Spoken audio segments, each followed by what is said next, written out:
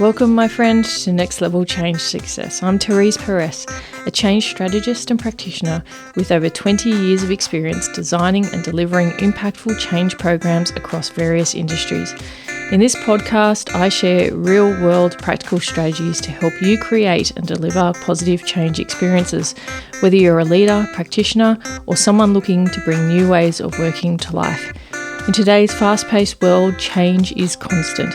Here we focus on how you can put people at the centre of your change strategy, because people with a sense of purpose are the most important link in driving performance. So if you're ready to create meaningful change and achieve all the success that comes with it, keep listening. Together, let's change the conversation and take it to the next level. Hello. Welcome to another episode of Next Level Change Success. My name is Therese and I'm the founder of myvirtualchangemanager.com. Before I begin, I'd like to acknowledge that I am recording on Tharawal country and pay my respects to the traditional owners and custodians on the land on which I am recording. So today, taking you through the myths that exist when it comes to change and some of the beliefs that people have and dispelling those. So there are three key myths I want to cover off today. One is that change is all about the people, and it really isn't. I know that a lot of people jump into change management because they feel it's all about the people and they like the people side of everything. But certainly when you're in the change space, whether it's in projects or whether it's within organizations, and you're leading people through change, or you're an expert in your subject matter, so you might be a great finance business partner or a human resources business partner, people and culture now, or you might be a great risk manager. Certainly everyone now needs to be an expert of some sort or skilled in change to effectively be able to lead people through change and influence for change. And that doesn't necessarily mean you need to be a people person, because change is very much focused on business continuity. It's focused on ensuring that people, when they go through this change process, can avoid a huge dip in productivity as a result of learning new skills, as a result of doing things a different way. And that's something that definitely is a myth about change, is that it's soft skills, it's the nice, soft and fluffy stuff, it's communication, it's so people feel good. Well, the truth is you cannot force people to feel good about something if they don't want to feel good about it, first of all, but also because it's very much around making sure that businesses can change as efficiently as possible, and you're often measured from a change perspective on how well people are and how fast people are taking up the new way of working and have adapted to it and have embraced it and moved on, so that your business can continue to run, so that people can evolve as fast as possible. So it's very much, the measures are very, very much about business continuity. If you have core issues happening as a result of change in general, then it's a design issue. It could be a capability issue where you haven't addressed that appropriately around upskilling people in complementary capabilities that help them adapt to the change. Or it could just be fundamentally that you haven't managed to change at all, and that's impacting business continuity, or you haven't factored in certain technical aspects of the change which may just break the business. So these are things where, from a change perspective, if you're doing it well, it's not just about the people. It's not just about making sure that everyone feels good about the change, which, as I said, it's a bit impossible. It's actually about making sure that business can continue to function, that you, whilst there's a typical learning curve with all change, that you don't drop off a cliff with that learning curve. The second myth I wanted to talk about, because this is a really fundamental belief and I hear it time and time again, is that change would be easy. Why don't people just do what you tell them to do? And it's such a driving belief that many people have because of old hierarchical organizations.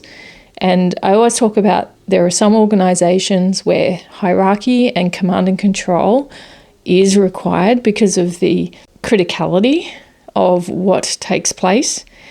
And even then, now there's a bit more challenge around the concept of psychological safety and the fact of being a learning organisation, so that overall the service or the way in which even those organisations function better is through a more collaborative approach. But generally, for most organizations, most teams, it actually comes down to people need to be consulted and engaged for people to do what you want them to do.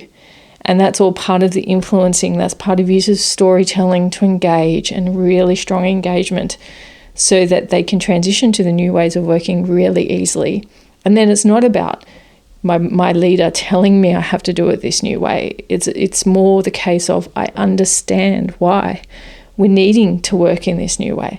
I understand and have the support to actually work in that new way, whether it's I've got the training now, I understand the concept, I've seen a showcase of the new way of working, I understand how that could work for me, someone's helped me join the dots around how I currently do things and how I'm going to do it in future, so that when it comes to the go live and it comes to the expectation now being put into place, is that I am willing to actually operate that way because I can see the benefit for me. I feel comfortable with it. Even if I can't see the benefit for me, maybe I do feel comfortable with it because at least I had a say in some of it and I understand why some things changed and some things didn't. And I can continue on with my day. And so the interruption as such and the experience of the interruption is minimized for me as the individual. So the biggest myth, I come back to it, is people saying, I just don't understand why when I said we were going to do it this way, the people aren't on board, and that why so many people are complaining to me. They're complaining to other areas of the business. And that is a myth that all change will address that as well, because the noise that comes from change is normal. There is always noise. However, there is a threshold of noise that if you're getting too much noise, there's something bigger at play. It's either the design's not right for the change, the consultation wasn't in the right areas at the right degree that people wanted it to be. So those type of things are really, really important. That's the myth, to think that what you say is what people will just do.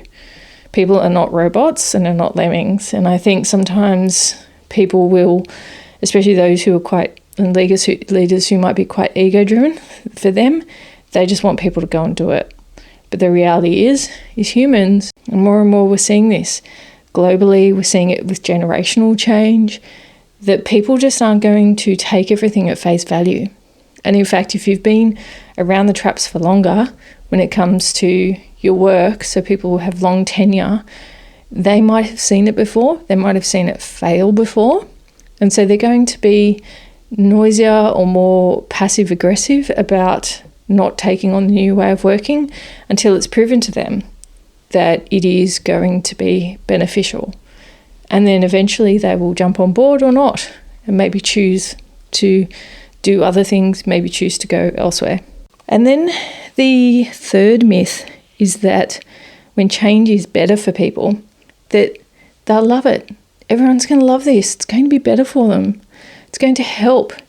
And that's such a myth when it comes to change, is that even good change, or what people will say, this is going to make their life easier. This is going to mean they're not in so much dire straits or they're having to do all of these manual tasks, is that people will love it as a result of that change going in. So therefore you don't need to sell it to them. They should already know this. And it's the world's biggest myth, because no one likes to be uncomfortable, and a learning journey and the need to take on something new can be an impost on people. People will resent it. It means I have to give more effort to my work. And sometimes, most of the time, that's inconvenient for people. And never going to have people or everyone. And it's really important that you're not going to have everyone cheering on every change, even when it's beneficial. Because as I said before, in relation to people should just do what you say, is if people have a long tenure, or even if they have a short tenure and there's been a lot of change, there's latent fatigue there. And so it's kind of like poking a bear when you say, I've got this new change, and they're like, we've heard it all before, I've experienced this, and this, when's this going to stop? Even if it is the most positive change for them. They may not realize it until after go live until after they've started to pick up on the new ways of working. So expect that actually, even if it's a good change, there's going to be noise. If you acknowledge that, then when you're bringing in change, you're going to realize and have a better time of it because you're expecting that there's going to be noise. So 3 key myths. That change is only about the people. It's not. It's about business continuity.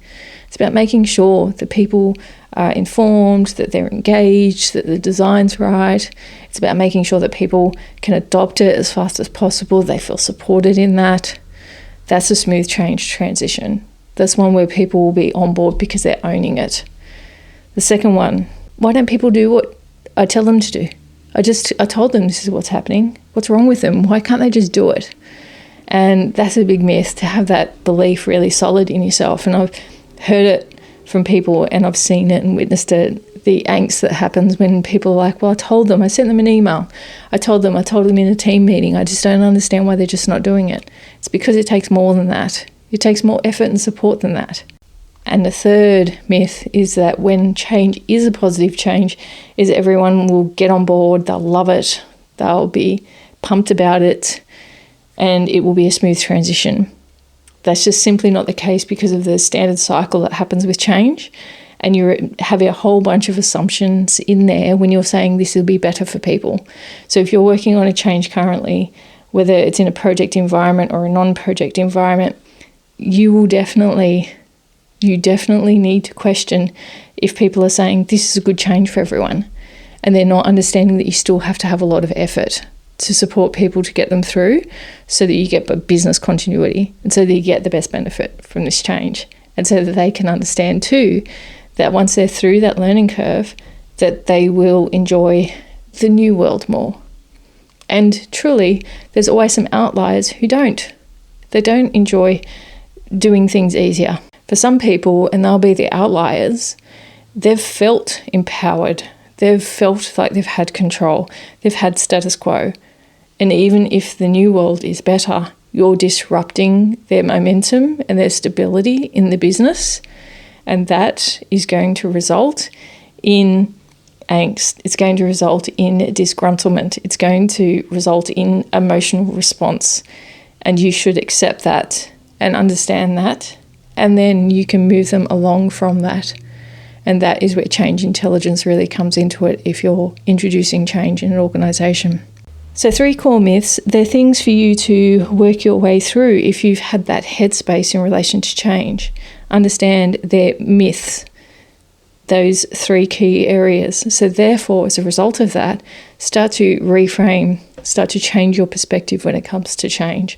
And you will find that if you're taking the appropriate actions, now that those myths are dispelled, then you will get better outcomes and you'll be able to support people to move through change.